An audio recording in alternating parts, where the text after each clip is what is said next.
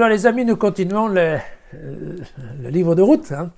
Cette fois-ci, nous passons au chapitre 2. Nous allons lire les versets 1 à 9 pour voir que même au pays de Dieu, le hasard fait bien les choses. Or, Noémie avait un parent du côté de son mari, un notable fortuné de la famille d'Élimélec, qui s'appelait Boz. Ruth, la Moabite, dit à Noémie: « Je voudrais bien aller au champ, glaner des épis derrière quelqu'un qui me considérerait avec faveur. » Et donc sa belle-mère lui répondit: « Va, ma fille. » Elle alla donc et entra glaner dans un champ derrière les moissonneurs. Sa chance fut de tomber sur une parcelle de terre appartenant à Boz, qui donc était de la famille d'Élimélec. Or, voici que Boz arriva de Bethléem. Il dit au moissonneur: « Le Seigneur soit avec vous. » Et ils répondirent: « Le Seigneur te bénisse. » Alors Boz dit à son chef des moissonneurs: « À qui est cette jeune femme ?» Et le chef des moissonneurs répondit en disant: « Écoutez, c'est une jeune femme moabite, celle qui est revenue avec Noémie de la campagne de Moab. Elle a dit: je voudrais bien glaner et ramasser entre les javelles derrière les moissonneurs. Elle est venue, elle s'est tenue là depuis ce matin jusqu'à maintenant. Ceci est sa résidence, la maison l'est peu. » Alors Boz dit à Ruth: « Tu entends, n'est-ce pas, ma fille? Ne va pas glaner dans un autre champ, non, ne t'éloigne pas de celui-ci. Aussi t'attacheras-tu à mes domestiques. Ne quitte pas des yeux le champ qu'ils moissonnent et va derrière eux. J'ai interdit aux jeunes gens de te toucher, n'est-ce pas?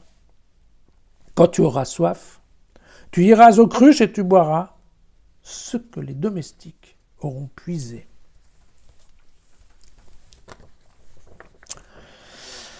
Et oui. Alors, en effet, dès que Noémie et Ruth arrivent à Bethléem, la première décision que prend Ruth, c'est d'aller bosser. Et en tout cas de trouver, si ce n'est un emploi avec un salaire, en tout cas de première étape, de glaner dans les champs, de façon à ramener de quoi manger dans ce qui est maintenant son foyer. Et là, on comprend bien cette idée de foyer parce que vous voyez qu'ici, Ruth demande, si ce n'est l'autorisation, en tout cas l'assentiment à sa belle-mère. Et sa belle-mère qui dit, voilà, va ma fille, petite phrase qu'on va retrouver bientôt, et qui a son importance. En effet, il y a bien, voilà, elle fait exactement comme Ruth aurait fait pour demander en fait à son mari l'autorisation d'aller travailler. Bien. Alors, nous abordons maintenant une deuxième loi, qui est la loi du glanage. Alors, le droit de glanage, ça apparaît en effet dans la Torah. On retrouve ça typiquement dans le Lévitique au chapitre 23, où il est expliqué plusieurs fois que les pauvres ont tout à fait le droit de glaner le champ. D'accord ?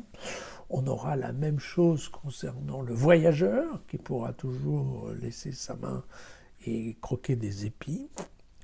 Et puis, et ça va assez loin, puisque vous voyez au chapitre 19 du Lévitique, il est bien écrit que le moissonneur, quand il moissonne, il ne doit jamais aller faire l'angle, les coins en fait, et les talus. Il faut toujours qu'il les laisse pour qu'en effet, le passager qui passe sur le chemin ou le pauvre puisse toujours trouver quelque chose, un reste, voilà, à récupérer dans le champ.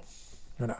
Et ça va assez loin, je dirais, puisque dans le Deutéronome cette fois, mais au chapitre 24, on interdit même aux propriétaires du champ de faire une deuxième coupe, en fait, de repasser derrière pour récupérer ce qu'on aurait oublié la première fois, de telle façon à ce qu'on soit sûr qu'il reste quelque chose pour les pauvres. Vous voyez, à l'époque, la loi agricole était quand même vraiment très sociale. Le glanage dont on parle, de quoi ça consiste? Ça consiste en fait à récupérer les épis soit, s'ils sont encore sur leur tige, mais la tige n'a pas été coupée par le moissonneur, elle reste, c'est ce qu'on appelle effectivement donc les javelles du texte, hein, et ou alors des épis qui sont carrément tombés, puisque quand on coupe, après, voilà, il y a toujours du déchet. Et donc, mais par contre là, il faut aller se baisser pour ramasser. Hein. Et donc, alors que si on passe juste derrière les moissonneurs, normalement, il reste souvent des tiges verticales, et là, en effet, c'est plus facile d'aller choper l'épi. Voilà. Hein, et donc, on comprend bien maintenant que voilà, c'est une chose d'aller ramasser par terre et c'est autre chose de ramasser quand c'est encore sur la tige. Voilà.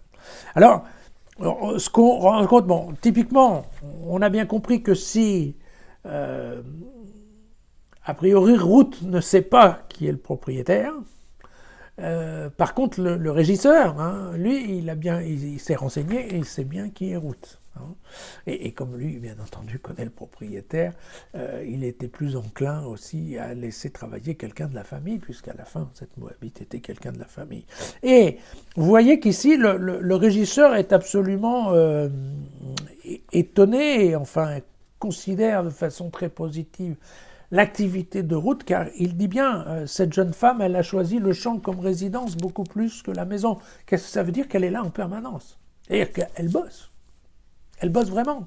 Et vous savez qu'à la campagne, ça c'est un critère très important d'évaluation. Hein. Il y a celui qui bosse et qui sue, et puis il y a celui qui tire un peu sa flemme. Hein. Et là, eh bien, le régisseur est à l'œil. Et donc, indépendamment de savoir si Ruth fait partie de la famille ou non de son patron, ce qui est certain, c'est qu'elle bosse, et il le dit ouvertement à son patron, c'est qu'elle bosse. Voilà. Boz, vous voyez, donc du coup, fait preuve d'une étonnante considération, lui aussi, pour la jeune femme, hein, puisque, d'une part, il prend le soin de protéger